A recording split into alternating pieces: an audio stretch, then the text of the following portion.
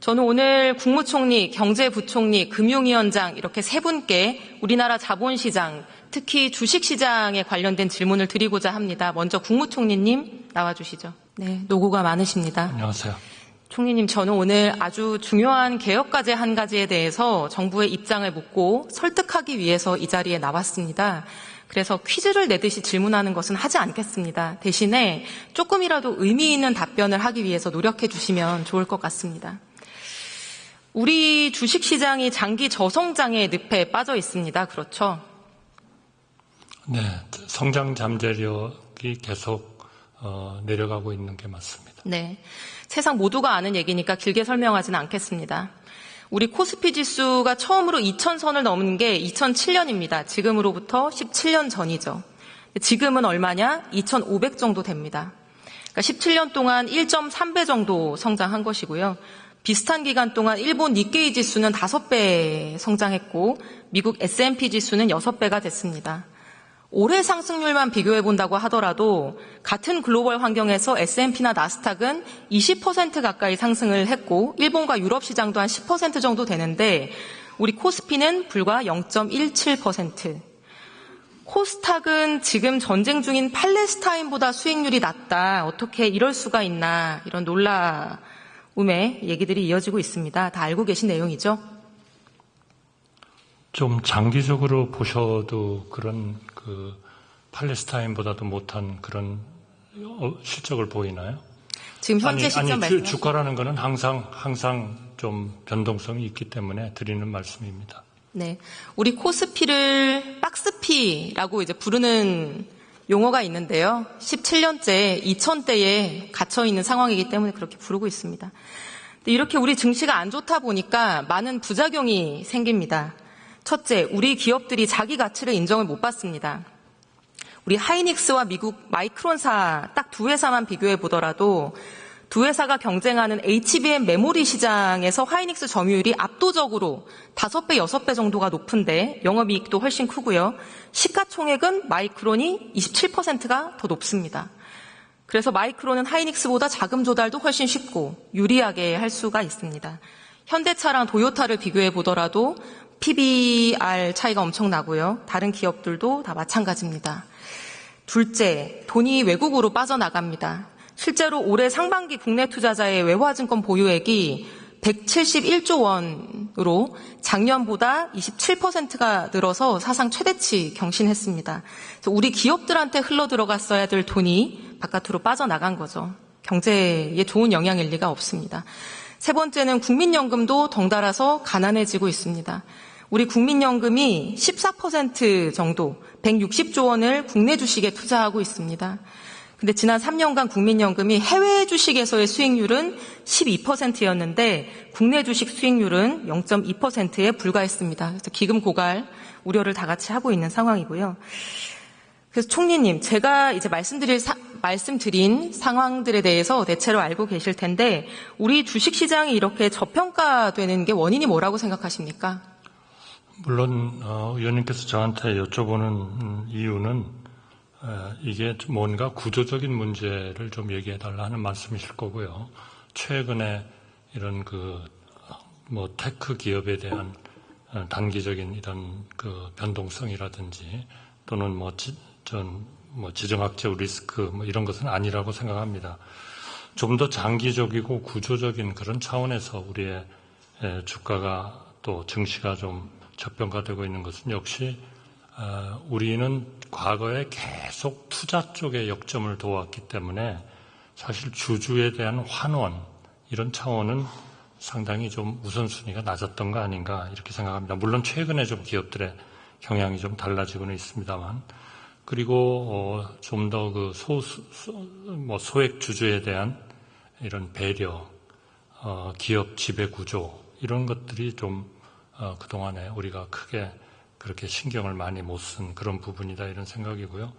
아무래도 이제 투자가 이루어지다 보면 결국 그 자본의 한계 효율성은 낮아지게 되어 있기 때문에 중장기적으로 본 그런 수익성 이런 것들이 좀 별로 좋지 않은, 그러니까 말하자면 더 혁신과 이런 걸 통해서 계속 새로운 그런 성장의 동인을 만들어야 되는데 그런 것들이 좀 부족한 것 같다. 그리고 아무래도 우리의 구조적인 문제인 북한, 또 이 지역의 지정학적 리스크, 이거는 역시 뭐 우리가 부인할 수는 없는 거 아닌가 이렇게 생각합니다. 네, 감사합니다. 경제부총리님 잠깐 나와주실 수 있을까요? 같은 질문을 드리겠습니다. 우리 주식시장 저평가 원인 뭐라고 생각하십니까?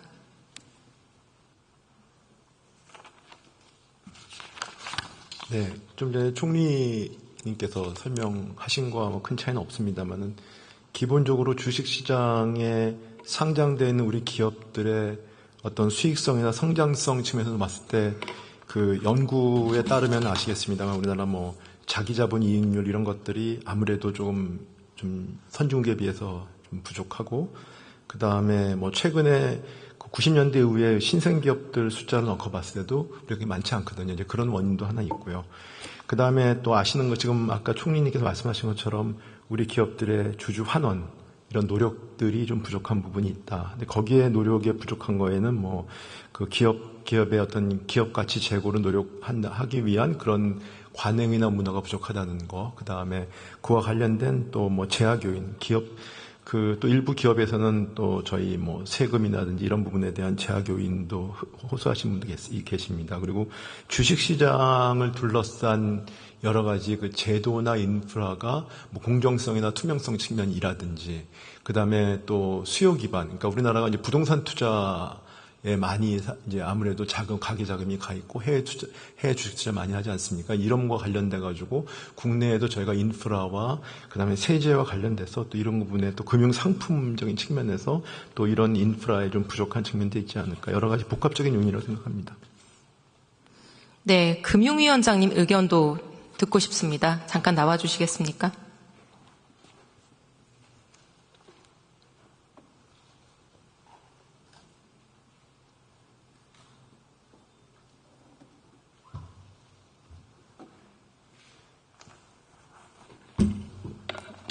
네, 같은.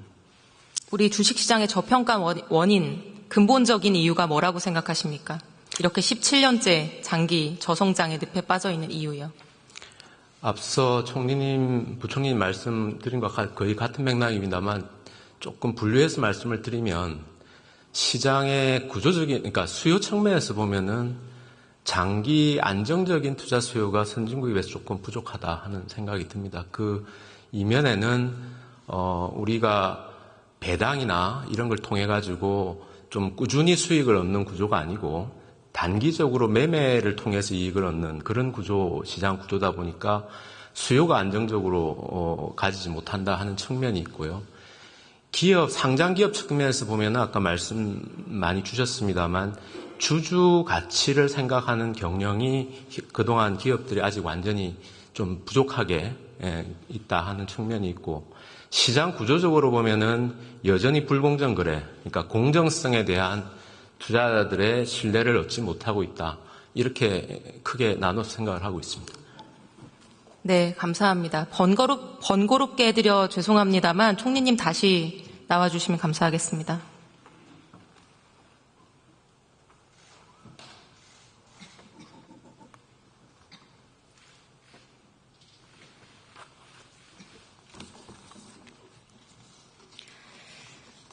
네, 세 분 의견 잘 들었습니다. 주주 환원이 적은 것은 지배주주가 다수주주에게 유리한 주주 환원에 대한 의사결정을 하지 않기 때문이겠죠. 오늘 세 분이 말씀 주신 내용에는 다 불공정성이라는 단어가 동일하게 포함되어 있는 것을 제가 들었습니다. 제가 생각하는 원인은 바로 좀 거칠게 얘기하자면 우리 주식시장에 아직도 전 근대적인 신분제도가 남아있기 때문이라고 생각합니다. 조금 더 거칠게 표현해보자면은 내가 월급을 아껴서 어렵게 주식 투자를 하고 있는데 가끔씩 롤렉스 시계를 차고 있는 도둑이 나타나서 내 주식을 빼앗아 가기 때문에 저는 이렇게 보고 있습니다. 총리님 이게 무슨 의미인지 알고 계십니까? 글쎄요. 그게 아마 뭐 최근에 조금 문제가 되고 있는 합병이나 이런 것들을 통해서 좀 불공정한 그런 그 평가에 기초를 둔 그 이익의 어떤 불균형적인 배분 뭐 이런 것들을 말씀하시는 거 아닌가 싶은데요. 저는 오히려 한 가지 말씀드린다면 사실 그동안에 우리 그 주식시장이 이런 저평가 쪽에 원인의 하나로 이런 주주 환원이 좀 부족하다 했었던 거는 사실은 우리가 짧은 기간에 고성장을 했기 때문에 대부분의 회사들의 최고의 가치가 결국 중장기적인 투자 이런 쪽에 굉장히 많은 그 재원을 알로케이션을 했고 오히려 우리 주주들은 좀 참아야 된다 이런 것들이 굉장히 좀 강하지 않았나 싶습니다. 그것이 중장기적으로 그 회사의 발전을 이룩할 수 있다면 그거는 이제 언젠가는 그 보상을 받게 되겠지만 뭐 항상 그러리라는 보장은 없기 때문에 우리 주주들이 일종의 그런 리스크에 좀 직면하고 있는 거 아닌가 싶습니다. 그러나 그러한 성향 그러니까 투자를 좀 우선적으로 해가지고 특히 이제 오너들이 그 처음에 회사를 세웠을 때의 대개의 생각들은 한마디로 얘기하면 배당은 무슨 배당이냐 전부 다 하여튼 참고 인내하고 계속 투자해가지고 세계 최고의 기업이 될 때까지는 우리 좀 참자 이런 그 리더십이랄까 이런 것들이 많이 작동하지 않았나 싶습니다. 모르겠습니다. 제가 지금 정확히 지적을 한 건지는요. 네. 배당이 적다는 이유만으로 이렇게 외면을 받고 있는 것 같지는 않습니다. 우리가 모두 1인 1표를 평등하게 가지는 것처럼 같은 주식을 갖고 있으면 동등한 취급을 받아야 되는데 우리는 그렇지가 않습니다. 사례 몇 가지만 보여드리겠습니다. 슬라이드 보여주시면 방금 말씀하신 지금 벌어지고 있는 일입니다. 슬라이드를 띄워주시죠. 두산 밥켓은 영업이익만 1조가 넘는 엄청난 우량 회사입니다. 지금은 두산 에너빌리티 밑에 딸려있는 회사죠. 그런데 두산 오너 일가가 들고 있는 주식회사 두산, 이 지주사는 에너빌리티에 대한 지분은 30%밖에 안 가지고 있습니다. 그렇다 보니 밥켓에 대해서도 간접 지배율이 13% 정도밖에 안 됩니다. 황금 송아지에 대한 지배를 당연히 높이고 싶겠죠. 그래서 지주사가 지분 68%나 가지고 있는 신생회사 로보틱스를 만듭니다. 매출도 얼마 안 되고 적자가 나는, 손실 나는 기업입니다. 그 밑으로 밥켓을 옮기려는 계획을 세웁니다. 이것들 다 상장회사입니다. 원래 최종 계획은 밥켓을 로보틱스 밑으로 옮겨서 로보틱스의 100% 자회사로 만드는 것이었습니다. 근데 로보틱스한테는 이럴 돈이 없죠. 이런 좋은 회사를 살. 그래서 밥켓의 가격은 은근히 낮추고 로보틱스의 가격은 은근히 높여서 합병 비율도 대충 맞춥니다. 이 계획이 실행되면 지주사가 밥켓에 대해서 가지고 있는 간접 지분율은 현행 13.8%에서 42%, 3배가 됩니다. 두산 오너는 돈 한 푼 들이지 않고 매출 9조짜리 회사에 대한 지분율을 단번에 3배로 높입니다. 반면에 상장회사인 두산 에너빌리티의 주주들은 이 우량한 회사를 다른 회사에게 뺏기게 되기 때문에 당연히 손해를 보게 될 것입니다. 이런 일을 벌이고 있는 두산 에너빌리티의 이사들은 항의하는 주주들한테 야 열받으면 주식 매수 청구권 행사해서 팔고 나가 이렇게 통보를 합니다. 여기서 롤렉스 시계를 찬 도둑은 누굴까요? 글쎄요, 당연히 그런 데서 큰 이익을 얻고자 하는 대주주에 해당되겠죠. 네, 근데 그걸 실행한 거는 에너빌리티의 이사들입니다. 이런 일이 벌어지고 있는데 우리 정부, 우리 금감원은 증권신고서를 반려하는 거 말고는 할 수 있는 일이 없습니다. 왜 그런지 아십니까? 글쎄요, 정확히 잘 모르겠습니다. 네. 답은 우리 상법과 우리 대법원 판례가 이사들의 이런 주주이익 침해 행위를 허용하고 있기 때문입니다. 슬라이드 보여주시면 상법 382조의 3, 이사의 충실 의무. 이사는 회사를 위하여 직무를 충실하게 수행하여야 한다라고 하고 있습니다.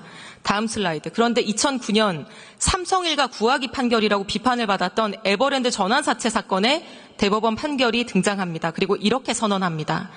이사가 주식회사 지배권을 다른 주주 의사에 반해서 제3자한테 이전하는 것은 기존 주주의 이익을 침해하는 것이긴 하지만 회사의 이익을 침해하는 것은 아니기 때문에 이 이사들이 주주에 의해서 충실 의무를 지지 않는 이상 이것은 무죄다. 우리가 일반적으로 주주와 회사의 이익이 일치할 거라고 생각하지만 이런 사건들에서는 주주의 이익과 회사의 이익이 일치하지 않는 겁니다. 왜냐하면 에버랜드에게는 없던 돈이 전환사채 발행으로 들어온 것이기 때문에 손해가 없지만 주주들에게는 지분이 희석되는 손해가 발생하는 것이죠. 이때부터 우리나라 기업의 이사들은 주주이익 침해 면허를 가지게 됐고요. 그래서 두산 에너빌리티의 이사들도 고작 회사 지분 30%를 가지고 있는 지배주주의 이익을 위해서 나머지 70%의 일반 주주 이익을 침해하는 결정을 백주 대낮에 이렇게 버젓이 하고 있는 겁니다. 여론이 악화되고 금감원이 신고서 계속 반려하니까 3배 뻥튀기 포기하고 2배 뻥튀기 하겠다고 하고 있습니다. 총리님, 이 상법 개정해야 되지 않겠습니까?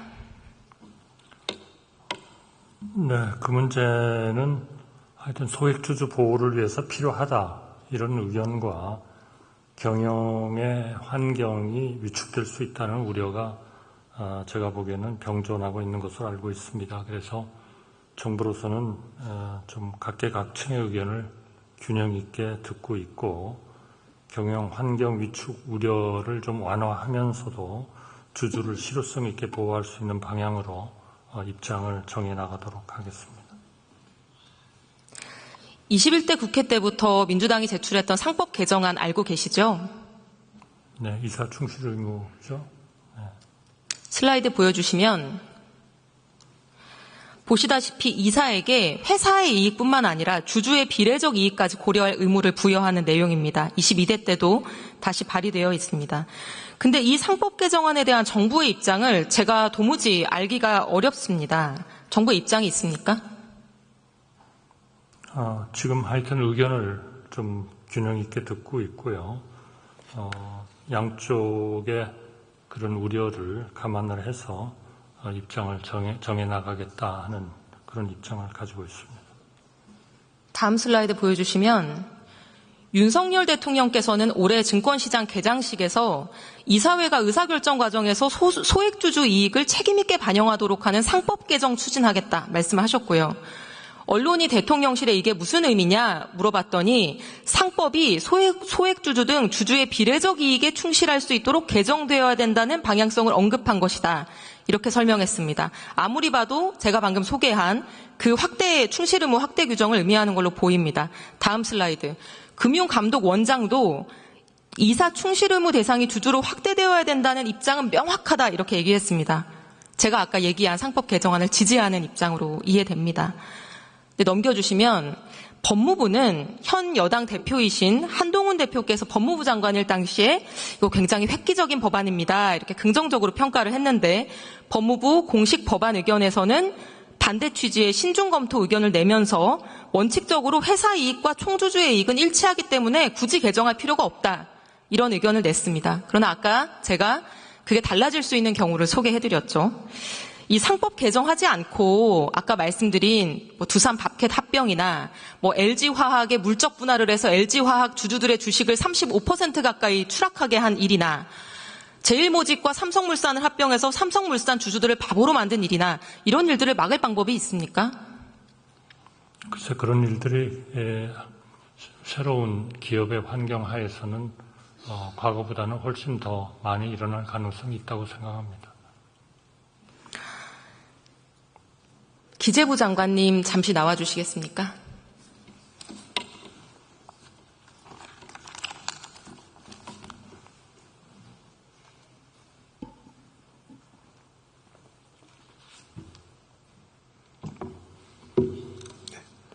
이 상법 개정안에 대한 기재부의 입장은 뭡니까?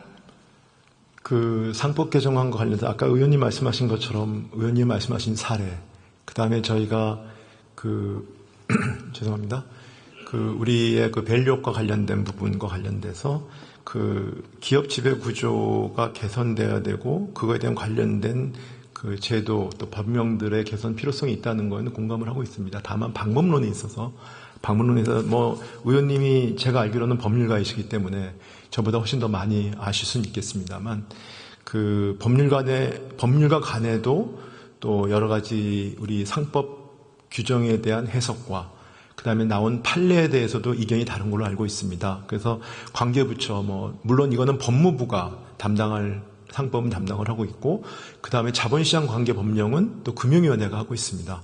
그리고 또 기재부가 저희도 이제 총괄하는 부서이기 때문에 현재 지금 논의를 하고 있기 때문에 논의하고 있고 저희가 뭐 적절한 시기에 의원님께 또 국회에 저희 입장을 설명드려야 되기 때문에 지금 제가 구체적으로 말씀드릴 수는 없습니다만 다만 그 아까 총리께서 말씀하신 것처럼 그 일부에서는 이게 또 경영환경 미축 우려가 있다는 주장도 있고 또 일부에서는 주주를 실효성에 보호할 해야 된다는 있기 때문에 이걸 조화하는 방법으로 하되 또 상법 개정 말씀은 그 상법 체계에 대한 또 주장이 있습니다. 그래서 이게 상법을 어떻게 바꿔야 되는지 첫째, 바꾼다면 어떤 식으로 바꿔야 되는 것인지, 그 다음에 이걸 실효성을 확보하기 위해서 상법을 바꾸는 것만이 또 모든 것을 해결할 수 있는 것인지 다른 법령 보완은 어떻게 해야 되는 것인지에 대해서 얘가 굉장히 다양한 의견을 듣고 다양한 대안을 검토 중에 있습니다.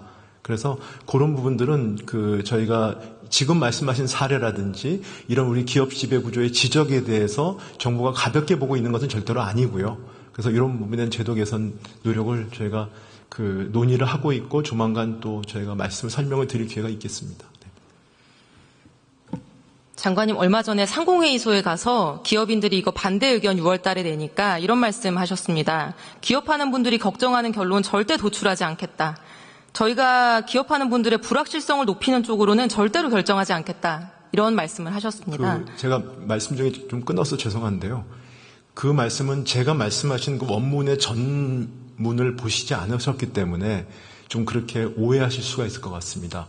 그 당시 상황을 설명을 드리면 그 기업에 계신 분들이 그러니까 왜냐하면 아시겠지만은 요번에 그 충실 의무와 관련된 지배 구조에 대한 주장이 진짜 A부터 G까지 굉장히 다양하지 않습니까? 근데 다양한데 또 기업들의 경영 판단의 원칙이라든지 하는 부분도 존중해야 될 부분이 있습니다. 그런데 그럼에도 불구하고 그런 걸 고려하지 않은 주장도 일부 있습니다.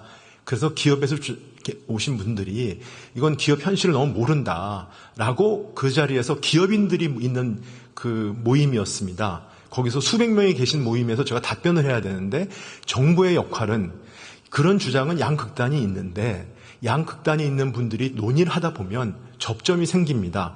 접점은 제가 찾고 있는데 그 접점은 아까 말씀드린 것처럼 주주에 대한 주주의 이익도 보호하면서 기업들의 경영에 불필요한 피해를 주지 않을 거다. 그러니까 기업인들이 걱정하는, 기업인들이 우려하는 그냥 그런 모르게 말하면 기업인들의 이익을 갖다가 원사이드하게 피해를 주는 그런 법안이 있지 않고 그런 과정은 투명하고 그다음에 여러분들한테 의견을 수렴하면서 그 접점을 찾아 나갈 거라는 설명을 드리면서 제가 단어를 썼거든요.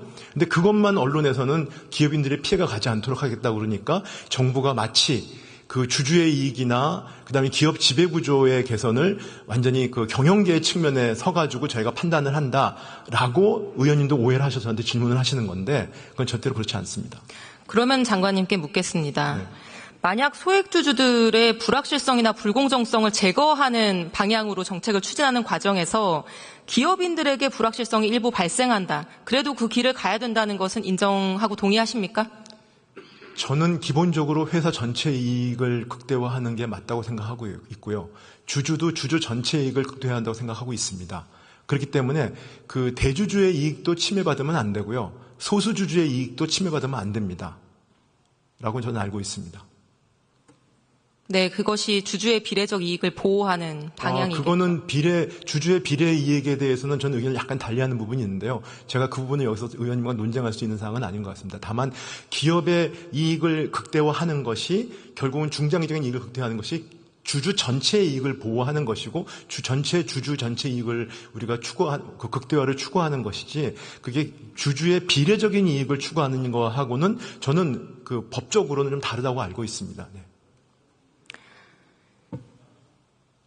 네, 제가 오늘 질문 시간을 거의 다 썼는데요. 네. 마무리를 하겠습니다. 다 같이 들어주시면 좋을 것 같고요. 저는 상법 개정해야 된다고 생각합니다. 정부의 입장이 무엇인지는 오늘 제가 적절한 답변을 듣지 못했는데요. 이거 말고는 제대로 된 해결책이 있을 수 없습니다. 근본적인 해법이 이거고 종합적인 해법이 바로 상법 개정입니다. 윤석열 정부가 지금이라도 이 상법 개정에 적극적으로 나선다고 하면은 그것은 정말로 근래 10수년간 중단됐던 경제개혁, 시장개혁에 큰 걸음을 내딛는 것이고 저는 큰 업적이 될 거라고 생각을 합니다. 이 길을 같이 가자고. 네, 알겠습니다.